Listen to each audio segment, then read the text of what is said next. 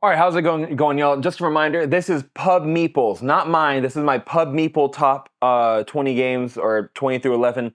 The reason why I say that is because they produced the list of the top 100, not me. And I say that number 20 is Dark Souls, the board game. I do enjoy this game. It's fun. It is broken. It did need a lot of the fan versions to update, fix, and replace some of the core components of the game. A little bit too luck-based, a little bit too grindy for sure. I like some of the reset rules they have in the fan version, which you can find on Reddit, and I believe the Board Game Geek forum. Definitely check it out if you like the base game. Or maybe if you had a bad time with the base game, you want to play, you wanted to try it again, but you didn't want to really play it again, this is a great way to do it with the V2, V3 rules fan edition.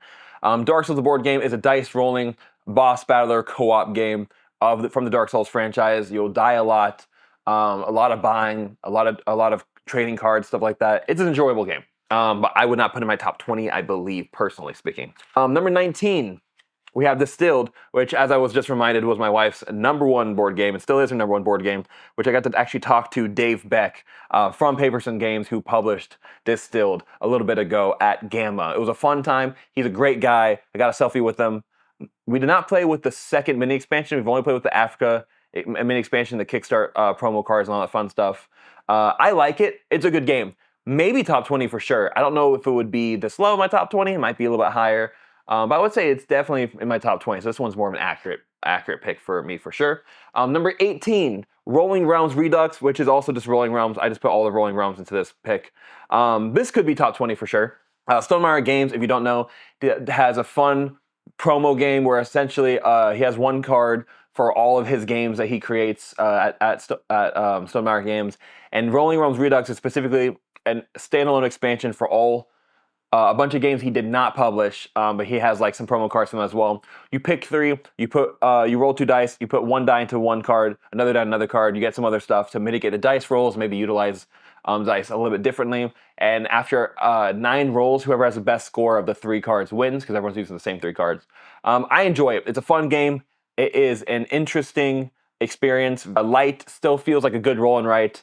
I don't know if people say that they don't like it. I feel like this is like the most true roll and write you could possibly have. If you like roll and writes, you'll like this game. That's my take on it, at least. So number 20 pick for sure. Number 18, Rolling Realms Redux. So number 17, we have Dinosaur Island Roll and Write.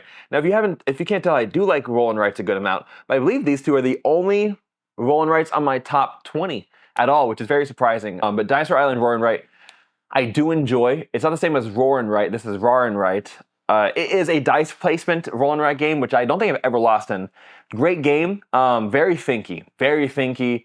I was told if you like Dinosaur Island, this is the same game as Dinosaur Island, but it's less setup, less long. It's a shorter game, and it's as much fun. So maybe invest in it. It's only like $20, $25. You can get a commonly for 10 or 15 bucks easily if you do it at like a board game event, something like that. And yeah, I want to do a video of this pretty soon. It is a good game. I really do enjoy this game. Number 16 is Bloodborne, the card game, which is in almost everyone I know. Everyone that plays it says they have a good time. They really like it. And it just gets better with the expansion, 100%. The expansion adds a lot of missing cards because the base game has a lot of melee cards, but they don't have any range. They don't really have any items. The expansion adds asymmetric abilities, which is the only thing I wish they didn't have, just because that does change how people interact with the game a little bit too much and makes it like, if I have this card, I'm more likely to win than someone who has this card. That's just a personal take on it. But it's a great semi-co-op, simultaneous action game. Very unique and feels like you're in the Bloodborne universe. But the balancing of cards isn't that great. Like the Carrion Crow has a red die, which rolls the most damage possible. But every single boss only rolls yellow die, which is medium. And the Carrion Crow, as you guys know, is a green die, which is the lightest one that does the least amount of damage possible. So I wasn't really sure why they did some stuff like that, but to each their own. There must be some reason. I just don't know. This is a great game. That's definitely my top 20. Most likely my top 10, to be honest. Next up, we have Creature Caravan, which I would say is in my top 20. This is number 15. It is a fun game. It is a good game. It gave me a lot of views because a lot of people put in like Caravan board game and they would get my channel, Gaming Caravan. And then they would eventually have to re-look up to find the game. I do want to cover this really, really soon. I haven't done it yet, but it's been super busy over here working with a lot of publishers, and I did not work with that publisher. I forgot what they're called. but we didn't work officially with them. But I'm still looking to get the expansion for the game. I'm looking to get the deluxe edition for the game. So if you know someone trying to buy or trade it for the base game, let me know. It was gifted to me by Christmas from my Thursday night board game group, and I really did have a great time. Simultaneous solitaire game. You don't mess with almost anyone else in the entire game, which is good. And it's a nice dice rolling game. I like dice rolling games. I like solitaire games. I like simultaneous action games, and this one's very fun. So definitely top 20 for sure, possibly even top 10. I'll say that right now. Next up, we have number 14, Borderlands Mr. Torque's Arena. And I'm not going to read the rest. Actually, I'm not sure if I should show the rest. We try to keep this a family-friendly channel. This is the only game that has like a not-so-great word in the title, which sucks a little bit just because I like talking about it so much. But if you don't know, the game's rated M and uses profane language a lot in the series, so I'm not too surprised. I'll just hold it for now. I'm not too surprised that it's called what it is. Mr. Torque's Arena is what everyone else just really calls it, or the Borderlands board game. Borderlands has a few games. They have a card game, which is Claptrap game, which isn't that great. But this game is a fun game. Probably the best video game IP game I've played other than Borderlands, a card game. I think I would rank the Bloodborne card game higher than this game for sure. Also, I'm missing something, right? Oh, no, that's correct. Where's 15? The heck? Oh, just did 15. Okay. Yeah, but it's a good game. It is kind of like a mini campaign where every instance takes about an hour. Kind of like a choose your own adventure path. A lot of expansions. I got the whole set from Tom Vassell for like $70 at his flea market that he does at Dice Tower East. I'm the second line every single year. I'm excited to be second again this year at Dice Tower East. Super, super stoked to be there. Yeah, this is a good game. Like, that's all I have to really say about this. Probably top 20, maybe top 20. Definitely not higher than Bloodborne the card game. I'll say that right now. Next up, that was number 14. We have 13 at Bamboo. Bamboo is a Devere game that's very cozy. It's easy to play wrong. There's a lot of minute rules in there, so definitely make sure you know what you're doing. Make sure you play with someone who's played before. There's a lot of cool elements there. It's a very, like, surprisingly heavy game. You think it's gonna take a little bit. It always takes like 2 hours. Beautiful board. There's like area control a little bit, set collection, recipe fulfillment, resource management for like the money, balancing your house, making sure you have like the right number on the left side, right side, north side, south side type stuff. I had a great time. Everyone else has a great time, but it is a little bit heavier than you expect it to be, and it takes a little bit longer than people think it is. I don't think it'd be this high on the list at all, but it's a good game. Had a good job with it. Had a good game with it. And this next game, I've only played it once, but it did very much impress me, and it could be a top 20 contestant for sure. Probably not number 12, though. It's Plantanubo by Devere Games as well. Devere Games does a great job making some hidden bangers like Red Cathedral, which I did not play at the time when I made this list. Plantanubo is a really cool and very chainy board game. I want to play it again with more players. I only played a 2-player, and even with a 2-player, we were bum rushing it. It still took us 2 hours. I wouldn't know how to play it right now if I needed to, but I could learn it again pretty quickly. It's not a super heavy game, but it's a game that you definitely want someone that's played before to teach you.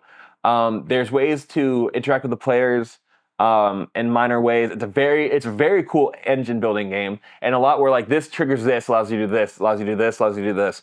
You only do one action on your turn a lot of times, but then you can do this A, B, C, D, E, F, G, H, I, J, K. So one decision becomes 10 decisions very, very quickly, and you really want to think about it because your second decision could affect your 8th decision on that one turn.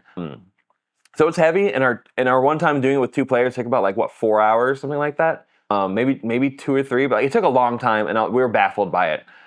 I lost, but if we play it again, I would be able to like do a lot better in the game. It's one of those games like Galactic Cruise where once you play once, you're like, I'd be able to do a lot better next time.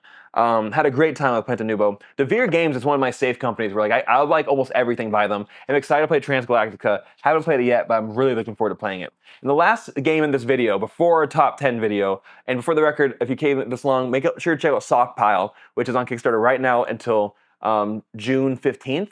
Backing it for like $1, $2 helps a long way. It's a print and play game with a physical option that costs like $25, all produced in-house.